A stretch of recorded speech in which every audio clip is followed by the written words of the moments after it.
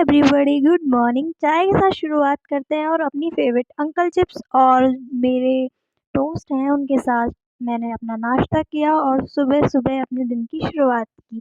और फिर नाश्ता करने के बाद रेडी वेडी होकर हम चले गए अपनी लाइब्रेरी, जहाँ पर जाकर शुरुआत की मैंने अपनी ब्लैक बुक से।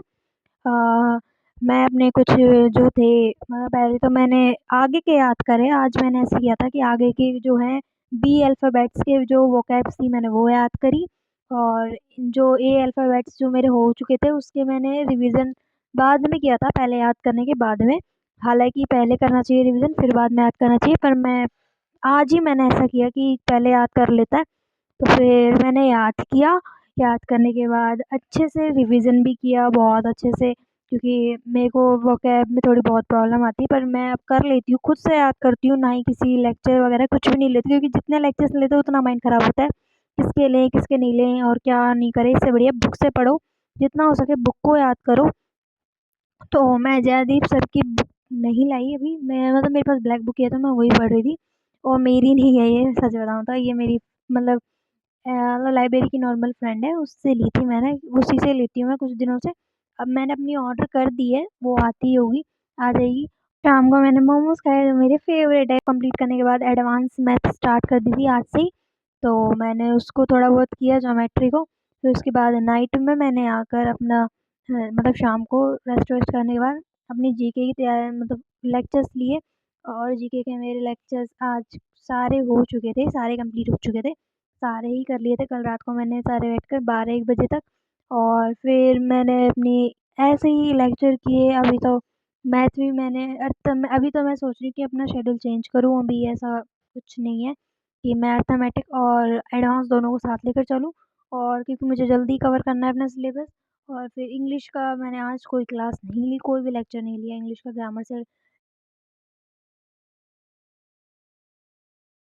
ग्रामर से रिलेटेड मैंने फिर कोई भी लेक्चर्स नहीं लिए थे।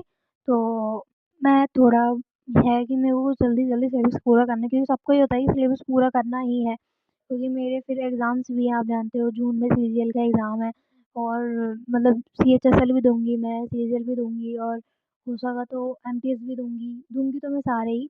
बट ये है कि मेरे को मेरा सिलेबस जब तक पूरा नहीं होगा, जब तक अच्छे से कन्फर्म नहीं होगा कि हाँ, मैं कर दे सकती हूँ एग्ज़ाम, तब तक मैं सोच रही हूँ।